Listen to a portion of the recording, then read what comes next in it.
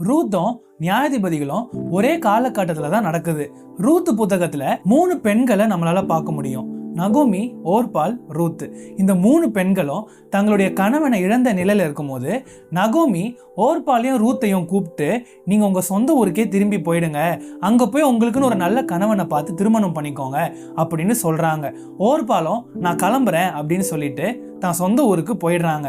ஆனா ரூத் நகோமி கிட்ட வந்து, நான் எங்கேயும் போக மாட்டேன், நீங்க எங்க போறீங்களோ நான் அங்கதான் வருவேன், உங்களுடைய தேவன் தான் என்னுடைய தேவன் அப்படின்னு சொல்லி டைட்டா பிடிச்சிக்கிறாங்க. நகோமியும் ரூத்தும் தன்னுடைய சொந்த ஊராகிய பெத்லகேமுக்கு போனதுக்கு அப்புறம் நான் வேலைக்கு போறேன் அப்படின்னு சொல்லி ரூத் வேலைக்கு கிளம்புறாங்க.